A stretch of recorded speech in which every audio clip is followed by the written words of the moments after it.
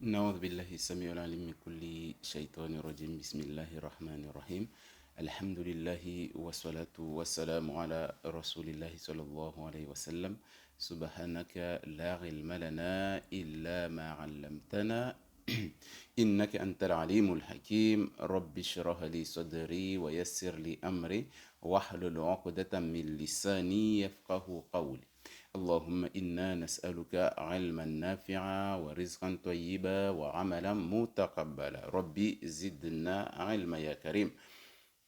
Assalamu alaikum wa rahmatullahi wa barakatuh. Tout d'abord, merci de regarder, c'est d'avoir regardé les vidéos passées et pour ceux qui ont tiré du profit au niveau de ces vidéos-là, Alhamdulillahi Rabbil Alamin. J'espère que ces vidéos-là vous donnent du plaisir et vous aident à avancer et vous aident à comprendre mieux. J'ai beaucoup de messages qui me viennent de partout par la permission d'Allah Azzawajal, des gens qui avant se poser des questions et à force d'être là à expliquer, à chercher, à faire des recherches, etc. Ça a poussé beaucoup de gens à se réveiller et à savoir où se tourner pour pouvoir enlever ou sortir de ces problèmes. Donc du coup, tout d'abord, bah, je tiens à expliquer un petit peu ce que je fais parce que beaucoup de gens, c'est vrai, dans la plupart de mes vidéos, je ne dis pas du tout que je suis Raki. Euh, donc du coup, moi je suis un Raki et je suis thérapeute aussi en même temps, hein. Donc du coup, mais j'exerce pas vraiment ça parce que j'ai un travail à part. Donc du coup, ça c'est l'entraide en fait, juste aider les gens à lire sur eux, celui qui a des problèmes, il vient, celui qui a des questionnements, celui qui n'arrive pas à comprendre une chose, celui auquel il a des rêves auxquels il ne comprend pas. Donc du coup, je fais le maximum dans les recherches, dans tout ce qu'il y a, dans tout ce qui se passe surtout dans le monde invisible, c'est parce que c'est un monde en fait qui est large. Chaque personne a sa perception, chaque personne a sa manière de comprendre les choses, chaque personne a sa manière d'expliquer les choses. Donc du coup, il y a des choses qui se rejoignent normalement dans le domaine de la requête surtout. Il y a beaucoup de gens en fait, ils expliquent à peu près les mêmes choses, mais après il faut approfondir. Il y a certaines choses auxquelles, bah, une fois dit, bah, c'est embrouiller un peu certaines personnes ne comprennent pas vraiment, donc du coup il faut vraiment aller petit à petit détailler certaines choses pour que chaque personne à la fin il en tire profit parce que c'est ça le plus important. Parce que ce qui est important c'est pas de regarder juste la vidéo.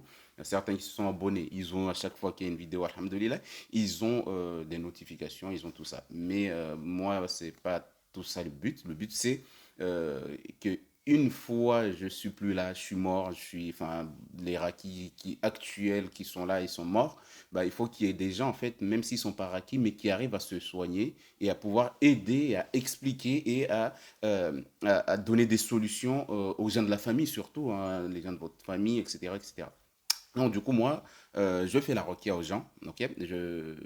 Ce qui, voilà, que ce soit en présentiel, que ce soit dans des pays éloignés, parce qu'il y a des gens qui m'appellent partout, en fait, dans le monde, hein. Ça, c'est, parce que c'est pas que en France, c'est pas que dans nos pays à nous que les gens vivent des problèmes, mais en fait, c'est quelque chose de mondiaux, en fait. C'est partout dans le monde, il y a des gens qui ont de l'envie envers les autres. Il y en a qui font de la sorcellerie. Dans chaque pays, ils ont leur manière en fait de s'attaquer, de réduire la réputation de certaines personnes aussi, que ce soit au niveau travail, au niveau de la vie sociale, etc. Il y a toujours quelqu'un en fait qui va te détester. Et la détestation, en fait, des fois, ça peut amener juste un mauvais œil sur toi. Ou sinon, la détestation, en fait, peut pousser la personne à aller te créer des problèmes au niveau du travail, au niveau de tes amis, au niveau des gens physiquement, hein. C'est pour ça que minal jinnati wan nas, en fait, il y a des êtres humains qui peuvent en fait faire le travail des démons aussi. Ils peuvent aussi t'apporter un malheur, ils peuvent aussi t'amener quelque chose de très mauvais auquel bah, ta vie sera... voilà, tu vas pas comprendre ce qui se passe dans ta vie alors que c'est un être humain normal, un ami à toi ou quelqu'un que tu connais qui est parti en fait dévoiler certaines choses qui te concernent. Donc du coup, ça peut te casser, ça peut te rendre mal à l'aise, tu t'enfermes chez toi, tu sors pas et voilà. Donc du coup, c'est pour ça qu'à chaque fois qu'il y a quelqu'un, si tu es Raki ou tu es quelqu'un auquel les gens viennent poser des questions, se renseigner, s'ils ne comprennent pas des choses, bah, ils viennent vers toi. En fait, il faut comprendre un peu en fait, tout ce qui se passe dans ce domaine-là. Du genre, si tu as quelqu'un qui est malade et qui ne guérit pas, tous les Rakis sont venus, les médecins ne savent plus quoi faire, il faut faire une recherche sur la personne. l'anamnèse, hein. Ça veut dire que chercher l'histoire de son problème à la personne, du problème de la personne. Du coup, le fait de poser des questions, comment ça se passait quand elle était chez ses parents, etc., etc., ça aussi, c'est parmi les choses qui vont te pousser à avoir une idée et chercher maintenant la solution. Donc, du coup, je fais la requête et je fais aussi des thérapies hein, pour les gens qui n'ont pas de confiance en eux, pour les gens qui se posent beaucoup de questions, des gens qui ont consulté beaucoup de Reiki, mais qui voient qu'il n'y a pas de solution, etc. Il faut savoir que le Reiki en lui-même, son travail, c'est faire un diagnostic, faire la lecture, te donner un traitement, aller te laver. La plupart du Reiki, c'est comme ça. Faire la requia, lire le Coran sur la personne et la personne bah, il va faire un traitement de l'eau coranisée ou avoir les traitements Sanamaki, Jujubie, huile de Niger, etc. Donc du coup, quand tu fais tout ça et que ça marche pas, tu reviens encore une deuxième fois chez le Raki, tu lui dis ouais ça n'a pas marché ou s'il y a, je sens toujours les choses, ça bouge pas, mon ventre, je sens toujours qu'il gonfle, je sens toujours ce genre de choses-là. Le Raki, il va te dire ok, bah, il va te refaire une deuxième séance la plupart du temps, il va te faire une troisième séance, il y en a à peu près arrivé à un moment ils ne savent plus quoi faire. Il te dit, bon, bah, le reste, tu te soignes toi-même. Écoute Al-Baqarah 5 fois, écoute je sais pas quoi. Donc, du coup, arrivé à un moment, en fait, le Raki lui-même, en fait, il va être mené à être enlacé de toi et toi, tu vas le ressentir. Le patient va le ressentir. Et quand il le ressent, en fait, il ne revient plus. Il s'enferme chez lui en se disant quoi? Il se dit, si je suis allé vers Allah, vers des Raki et que je ne suis pas guéri, je pense que j'aurai pas de solution dans ma vie. D'accord? Et c'est de là d'où vient l'égarement de beaucoup de gens. Parce que j'ai déjà trouvé un cas auquel la dame, elle arrive, elle a déjà fait le tour de tous les marabouts du monde hein, pour se soigner en disant que oui, c'est là-bas, sa grand-mère lui a toujours dit que ces gens-là, ils ont une science que Dieu, spéciale à Dieu, c'est ce qu'on appelle les sciences cachées. C'est Dieu qui leur a révélé ça. Donc, du coup, il faut aller vers ces gens-là. Alors qu'en fait, non. C'est le contraire. C'est des gens que Allah a maudit. Que toi-même, quand tu vas là-bas, tu es maudit en même temps avec eux. Parce que tu es en train de lui donner le courage d'égarer les gens du chemin d'Allah. Donc, du coup, elle a fait tout le tour. Et à la fin, elle est revenue. Elle me dit, oui, mais moi, on m'a parlé de toi et on m'a dit que normalement, tu fais la requia, tu lis sur les gens, etc., etc. J'ai dit, bon, ok, oui, c'est ce que je fais exactement. J'ai lu sur elle, elle est partie. Et elle a fait le traitement, donné, etc., etc. Mais elle avait toujours mal au dos. Et donc, du coup, je lui ai dit, bah, ok, bah, elle m'est revenue, elle m'a dit, oui, j'ai toujours mal au dos. Donc, du coup, je lui conseille d'aller faire de la hijama avec les gens qui font la hijama, etc., etc. Elle a fait tout ça, mais elle a toujours mal au dos. Et donc, du coup, elle a disparu de la circulation. Et après, un jour, je la croise comme ça. Elle dit, ouais, comment tu vas? Comment ça se passe? Etc. Comment tu te sens comment depuis? Etc. Elle a dit, oui, mais quand j'ai fait la requête avec toi, je me suis senti bien le jour même. Mais quand je suis rentré chez moi 2, 3 jours après, mon mal de dos est revenu. Du coup, là, je suis en train de retourner chez les marabouts. Peut-être que eux aussi, vu que je lui ai dit, mais ça fait combien de temps que tu as passé du temps chez les marabouts? Il m'a dit, oui, j'ai passé beaucoup de temps, mais tant qu'on n'est pas mort, bah, on ne se laisse pas faire. Ok. Et elle est partie refaire un tour, etc. Mais son problème ne bouge toujours pas. Et donc, du coup, les gens, c'est ce qu'on appelle, bah, les gens, ils sont pas sincères avec Allah Azza wa Jal, ils sont pas sincères envers eux-mêmes, ils sont perdus dans leur tête, ils mélangent tout, ils mélangent le Coran, ils mélangent tout ce qu'on leur dit de faire, même si ils font tout.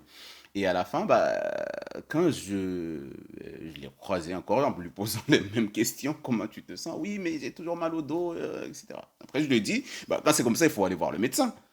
Tu as fait le tour de toutes ces choses-là, même quitter l'islam juste pour ta guérison, tu n'arrives pas à rentrer dans l'islam, mais il n'y a rien qui marche. Donc, va voir les médecins.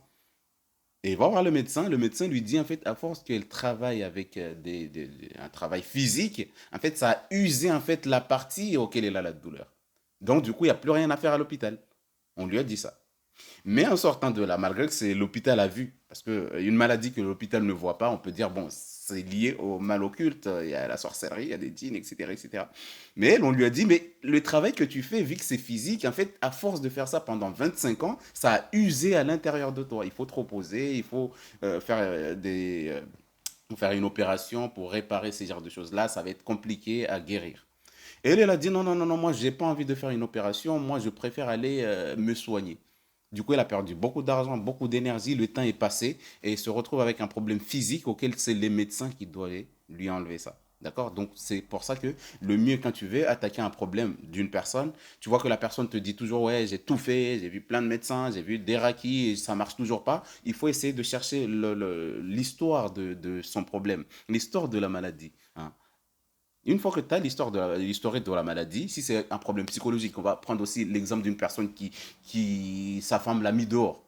Du coup, lui, en fait, tellement il aime sa femme, bah, il est jaloux. Du coup, cette jalousie, il va faire plein de choses, en fait, qui n'ont pas de sens. Et les gens vont le prendre pour un fou. Et lui-même, il va devenir presque fou. Parce que quoi, il est amoureux, il aime sa femme, il veut. Mais la femme ne veut plus. À cause de tout ce qu'il a fait à la maison, il faisait plus rien, il l'aidait pas. Du coup, la femme en a eu marre et l'a viré. Donc, du coup, c'est là maintenant il s'est réveillé, il veut. Donc, du coup, cette personne-là, il va avoir des problèmes psychologiques déjà. Du coup, en fait, il va se sentir mal. Hein. Vu qu'il a été cassé, il ne s'attendait pas à ce que la femme la met dehors. Il s'est retrouvé dehors. Il ne s'attendait pas. Donc, du coup, en fait, ça a fait un choc dans sa tête. Et sa famille va dire quoi une fois qu'il va commencer à parler tout seul? Il va dire quoi? La femme lui a d'abord fait de la sorcellerie avant de le chasser. Et maintenant, notre fils, il est pas bien à cause des sorcelleries. Et là, il court partout pour le soigner. Et ça marche pas. Ça marche pas. Parce que c'est pas un djinn qui lui a fait ça. C'est un être humain qui lui a dit, je te veux plus. Je t'aime pas. Dégage. Il n'a pas accepté.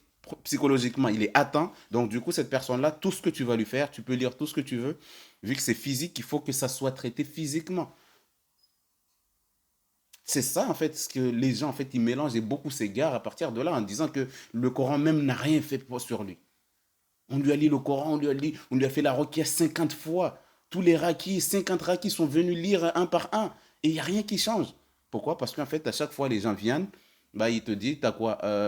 Tu fais quoi comme rêve? Tu fais ceci, t'as mal? Ok, donc, il n'est pas bien? Ah. Donc, c'est qu'on lui a fait une sorcellerie de folie. Il lui a fait une sorcellerie de folie. Il va lui donner un traitement. Il va être fatigué de tout le temps de donner ces traitements. C'est bien de donner les traitements. Mais ce qu'il faut savoir, c'est que tant que tu n'as pas l'histoire, il y a des gens qui cachent l'histoire de leur maladie. Donc, du coup, nous, on ne peut pas deviner. On va faire notre diagnostic apparent. Tu as ceci, tu as mal là, tu as ceci, etc. On va faire un résumé et on va se dire, bon, ok, dans tout ça, le bilan dit que tu as une sorcellerie de djinn amoureux ou de je sais pas quoi, je sais pas quoi. On va lire sur toi, mais 3 semaines plus tard ou une semaine plus tard, tu reviens avec les mêmes symptômes. C'est qu'il y a un problème. Donc, du coup, c'est avant de soigner quelqu'un ou te soigner toi-même, il faut toujours te poser la question où est-ce que ça a commencé et qu'est-ce qui a fait que c'est arrivé comme ça. À partir du moment auquel tu sais la chose qui a fait que tu es devenu comme ça, bah là au moins tu te diras ah c'est parce que un jour j'ai failli, je me suis évanoui, je savais pas ce qui s'est passé, je me suis réveillé à l'hôpital. À partir de là en fait tu vas reconstituer en fait les images qui se sont passées où tu peux les expliquer. Donc du coup c'est pour ça que c'est très important justement de comprendre un peu son histoire, l'histoire de ta maladie, il faut la comprendre, il faut savoir d'où ça a commencé. C'est pas le raki qui va deviner comme si c'est les démons. Les démons, c'est eux qui, quand tu arrives chez eux, ils peuvent même te dire le nom de ta grand-mère avant même que tu ouvres la bouche et te dire même tes problèmes. Parce que quoi, il y a un djinn qu'on appelle un djinn informateur. Ça, c'est le Karin, le démon qui a été attaché à toi depuis la naissance. Il connaît ta vie, il connaît tes problèmes. Du coup, une fois que tu vas vers ces charlatans ou vers les marabouts, bah, c'est ton Karin qui va dans l'oreille du charlatan lui dire, dis-lui ça. Dis-lui que son ennemi, il est grand, il est petit, il vient tout le temps à la maison, c'est quelqu'un de la famille. Et toi, tu crois parce que tu sais déjà que tu as quelqu'un dans ta famille que tu n'aimes pas. Du coup, c'est de là auquel bah, cette chose-là aussi, il travaille pour égarer les gens. Ok. Donc c'est très important en tout cas dans les diagnostics, surtout au niveau de la requête, pour ne pas se tromper, toujours de se demander, poser la question, où est-ce que ça a commencé? C'est quoi? C'est venu comment? Beaucoup de gens ils se disent qu'ils ont un djinn amoureux. C'est bien, oui, c'est vrai, ils ont un djinn amoureux. Ils souffrent de ça. On lui a fait la requête 1000 fois, ça ne bouge pas. Donc du coup, il faut aller chercher si la personne n'a pas déjà un manque sentimental ou elle n'a pas un manque d'affection parentale ou elle se sentait pas aimée dans la famille. Donc du coup, elle s'est renfermée sur elle-même et donc du coup, elle a gardé un sentiment qui est très fort en elle, qu'elle aurait aimé l'avoir envers ses parents, elle ne l'a pas eu. Ou elle aurait aimé avoir ça envers son mari, mais elle l'a pas. Du coup, en fait, il y a ce manque-là. Donc, du coup, ce manque-là, ça va être très compliqué. Qui va le combler si elle-même, elle ne le dit pas?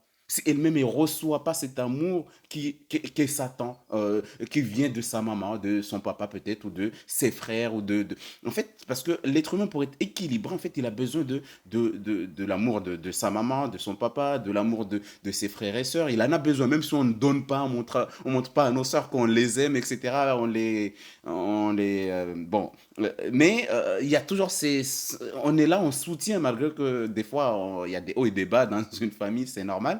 Mais ils ont besoin de sentir que ah, j'ai un grand frère ou j'ai un petit frère. En fait, ils ont besoin de ça pour se stabiliser. Donc, s'il est marié, ça veut dire que la personne, il a besoin de combler un manque sentimental, amoureux envers son partenaire. Donc, du coup, quand il y a ce manque-là aussi, bon, je suis aussi thérapeute, c'est pour ça que j'arrive peut-être à rentrer dans les détails dans certaines choses auxquelles beaucoup de gens souffrent actuellement. Bon, donc du coup, quand il y a ce manque-là que tu n'as pas eu depuis des années, tu aurais aimé que ton mari t'offre des fleurs, tu les as pas, à chaque fois tu y attends, mais tu as honte de lui dire. Du coup, en fait, ce manque-là, en fait, il va creuser un trou à l'intérieur de ton cœur.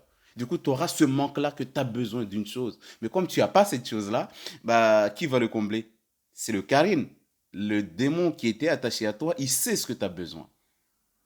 Donc, du coup, il va faire quoi? En fait, il va informer au marabout ou au djinn qui dit ton nom quelque part, il va les aider. Il va les aider il a besoin de ça. Du coup, dans tes rêves, tu vas voir comme si tu couches avec quelqu'un, tu as du plaisir. Pourquoi? Parce que tu n'as pas de plaisir dans la vie physique avec ton mari. Donc, du coup, il te manque ça au fond de toi. Mais tu ne sais pas comment l'aborder avec le mari ou avec la femme parce que c'est frustrant que ta femme vienne te dire, tu sais que tu es un peu, j'ai besoin de, voilà. Il y a certaines choses auxquelles les gens ont honte d'en parler, c'est tabou, etc. Donc, du coup, toutes les choses auxquelles bah, tu es en manque, surtout sentimentalement, que ce soit parent ou ton mari ou ta femme, etc. Tant que tu n'as pas ça dans les rêves, la plupart du temps, tu vas voir qu'on va combler, tu vas sentir comme si on te comble. Tu te sens heureuse avec un homme dans les rêves alors que c'est pas ton mari. Tu te sens heureux avec un homme, avec une femme dans tes rêves. Tu sens du plaisir que tu sens pas dans ta vie physique parce qu'en fait il y a un manque de ça. Du coup le djinn amoureux, qu'est-ce qu'il va faire? En fait justement il va entrer en fait dans le trou que tu as creusé entre les sentiments que tu as pas et il va s'installer à ce niveau-là. Et donc du coup dans ce niveau-là, vu que ça vient de toi-même déjà, tu as un manque, bah, c'est normal qu'il y a beaucoup de djinns amoureux, ils partent pas. Parce que quoi? Parce que la personne en lui-même n'est pas conscient que c'est elle qui nourrit ce djinn amoureux à rester. Pourquoi? Parce qu'il lui manque cette affection, il lui manque cet amour qu'il n'a pas. Donc du coup, qu'est-ce qui va se passer? Bah, le djinn va mettre plus de temps à partir. Parmi les djinns qui mettent le plus de temps à quitter un corps, c'est les djinns amoureux. C'est pas un djinn qu'on envoie avec la sorcellerie. Parce que lui, dès que la sorcellerie s'annule, le djinn n'a plus rien à faire dans le corps, il s'en aille. D'accord? Il s'en aille. Mais celui qui a été attaché par toi-même, c'est comme une sorcellerie mangée. C'est toi qui, on t'a offert quelque chose, une orange, auquel on a mis une sorcellerie dedans. Bah, c'est toi qui vas épulser l'orange avec ta force et avec ton intensité, tu vas manger cette orange et ça va rentrer en toi. Et donc, du coup, qu'est-ce qui va se passer? Bah, ce qui va se passer, c'est que vu que c'est toi qui as mis la sorcellerie mangée dans ton ventre, en fait, il aura plus d'effet sur toi. Parce que quoi? C'est toi qui l'as invité. Tu savais pas, oui, c'est vrai, mais c'est toi qui l'as fait manger, qui l'as mangé toi-même. Tu l'as mis toi-même. Du coup, en fait, les djinns amoureux, pour ceux qui ont des cas vraiment chroniques et qui sont compliqués à traiter, ils ont traité plusieurs fois, ils ont tout fait les traitements, mais ça marche toujours pas. Il faut chercher, creuser soit dans le passé de la personne. Si la personne revient, la plupart du temps, deux, trois fois, ils ont honte de venir. Alors que non, au contraire, il faut pas avoir honte de se soigner. Hier, il y a un monsieur justement qui est venu avec sa femme. Après, sa femme, pendant que j'étais en train de faire un diagnostic, elle me dit oui, mais j'ai même des problèmes avec mes yeux, je comprends pas, etc. Je suis allé voir un spécialiste, il m'a dit il y a des choses qui ont gonflé, du coup, en fait, mes yeux, c'est normal que ça me fait mal et que des fois, je perds la vue. Et le mari était en face, il a dit, mais pourquoi tu m'as pas dit ça depuis? D'accord? Pourquoi tu m'as pas dit ça depuis? Je sais que la santé n'a pas de prix. D'accord? Il lui a dit, c'est 600 euros, le médecin lui a dit 600 euros. Et le mari était étonné, était choqué, il lui a dit, mais pourquoi tu m'as pas dit ça? La santé n'a pas de prix. D'accord? Ça veut dire que la santé, c'est vrai, la santé n'a pas de prix. Même si les gens, quand ils vont voir des charlatans, que Dieu nous en préserve, ils déboursent 1000 euros, 2000 euros, 5000 euros. Il y a certains même qui vont jusqu'à s'endetter en banque, 10 000 euros pour aller installer des démons en elles. 10 000 euros. Il trouve que c'est pas cher. Le monsieur m'a fait pas cher. 10 000 euros. On a fait une cérémonie, on a dansé, les gens ont fait la cérémonie d'installation des démons dans le corps. Et quand un Raki te demande 50 euros, 1000 ou 200 euros ou 100 euros, les gens disent ah, c'est trop cher. C'est le Coran, il faut pas faire payer. Alors que cette personne, la même personne qui te dit c'est le Coran, il faut pas faire payer, il est parti payer 10 000 euros à un charlatan. Et maintenant qu'il a trouvé sa solution, il trouve que c'est cher. Il trouve que c'est cher. Donc, du coup, en fait, on dit toujours que c'est les raquis qui doivent être gentils et dire non, je te fais gratuit. Et elle, la personne, il se sent bien, il rentre chez lui. Donc, du coup, il y a tous ces genres de choses-là qui rentrent en jeu. Mais il faut savoir que c'est vrai, la santé n'a pas de prix. La santé n'a pas de prix. Et le temps de la personne aussi n'a pas de prix. Le raki qui a pris 1 heure à lire sur toi, ou 30 minutes de son temps, ça, tu ne peux pas le payer. Le fait de te dire 50 euros, même, c'est peu pour son temps. Donc, du coup, les gens, ils ne se soignent pas parce qu'ils trouvent que la requête, c'est cher. Mais ils préfèrent aller donner 1000 euros à des gens qui vont les égarer et qui vont les manipuler, qui vont les mettre dans l'induire en erreur. Et alors que le Raki, il lui dit, je vais juste 50 euros, ou 100 euros, ou 200 euros, etc. pour mon travail, pour le temps que je te donne. Ah non, non, non, non, c'est le Coran d'Allah, pourquoi vous faites payer le Coran? Beaucoup de gens m'appellent en me disant, mais je ne suis pas content, j'ai trouvé des Rakis qui m'ont fait payer. Ok, donc du coup, tu as passé combien de temps avec le Raki pour qu'il lise sur toi? Bah, on a juste passé 2 heures, il a lu sur moi 1 heure. Après, je lui ai posé toutes mes questions, il a répondu à toutes mes questions. J'ai pas compris pourquoi il m'a demandé de payer. D'accord, est-ce que tu peux payer les 2 heures qu'il a pris avec toi? Est-ce que tu peux payer les 1 heure qu'il a passé avec toi? Est-ce que tu peux payer les 30 minutes qu'il a passé avec toi? Là, maintenant, tu te sens bien, tu l'insultes en disant que il est cher. Mais la santé n'a pas de prix. Ok? La santé n'a pas de prix. Pour une personne vraiment déterminée, bon, moi aussi, je trouve des gens qui sont déterminés, machallah, autant là, même si tu leur dis 50 euros, ils te donnent même le double. J'en ai trouvé des cas auxquels j'ai dit, vas-y, donne-moi 100 euros ou 200 euros pour le temps, parce que ça a duré plusieurs minutes, plusieurs heures. À la fin, il m'a payé comme ça dans une enveloppe. Moi, je suis. Et je vois, la personne l'a mis le double. J'ai dit, mais attends, je l'ai appelé. Je dis, mais hey, tu t'es trompé dans le prix que je t'ai donné. Donc, du coup, s'il te plaît, tu peux revenir chercher le reste. Il m'a dit, non. S'il y a moins, je te rajoute. S'il y a plus, c'est à toi. Donc, en fait, il y a des gens, il y a plein de personnes aussi qui sont aussi reconnaissantes du temps du Raki. D'accord? Donc, du coup, il ne faut pas se bloquer que sur le prix de 50 euros, 20 euros qu'on te demande. Ou même pour beaucoup de gens, c'est rien, en fait, le prix pour se soigner. C'est ta santé ou la santé de tes enfants. Donc, du coup, c'est pour ça que quand on dit qu'il faut chercher l'historique, en tout cas, c'est ce que j'insiste pour les raquis qui me regardent et qui me suivent des fois. Il faut que, quand ils voient que le patient est revenu 2, 3 fois, il faut chercher l'histoire en fait de son problème. D'accord? Comme j'ai expliqué sur le djinn amoureux, comment ça se fait qu'il persiste dans le corps, bah, c'est mieux de chercher émotionnellement sur la personne et sentimentalement sur la personne. Qu'est-ce qui fait? Qu'est-ce qui te manque sentimentalement? Est-ce qu'il y a le manque de tes parents? Tu n'as pas eu l'amour de tes parents parce qu'ils ont divorcé quand tu étais petit? Il y a tous ces questionnements-là qu'il faut poser. Bon, il y en a certains qui ne vont pas vous dire la vérité et une fois qu'il te dit la vérité, c'est son problème. Toi, au moins, tu as fait de ton côté. Le reste, même ceux qui veulent se soigner, cherchez toujours pourquoi ce djinn amoureux ne me quitte pas, pourquoi il est toujours là, je vois toujours les mêmes rêves, etc. Mais moi, je me base plus sur les rêves. Une fois que tu as fait le traitement, tu ne regardes plus les rêves. Tu regardes plutôt ton corps physique et social. Parce que les rêves, en fait, c'est normal qu'on rêve tout le temps, qu'on rêve. Il y a certaines personnes, ils ne rêvent pas du tout. Mais quand tu rêves, c'est que tu vas bien déjà. Donc, du coup, il ne faut pas se fier que sur les rêves. OK? Sauf si tu as fait un traitement et au bout de 3 mois, tu vois que les rêves persistent. Là, par contre, tu peux peut-être les prendre en compte. Mais pendant le traitement ou une fois que tu as le traitement ou tu fais le traitement, tu te laves avec le coranisé, tu ne prends pas en compte les rêves que tu fais.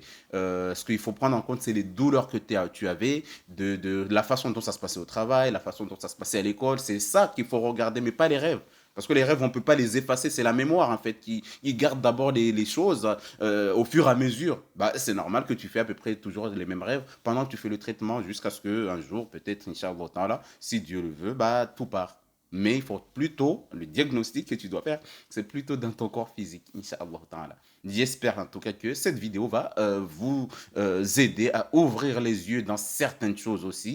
Ça va ouvrir votre réflexion dans beaucoup de problèmes que vous vivez depuis, alors que vous avez fait de la requête plusieurs fois. Peut-être que prendre ces chemins-là aussi dans la réflexion et de trouver une solution dans vos problèmes. سبحانك اللهم وبحمدك نشهد أن لا إله إلا أنت أستغفرك ونتوب إليك سبحان ربك رب العزة عما يصفون وسلام على المرسلين والحمد لله رب العالمين والسلام عليكم ورحمة الله وبركاته.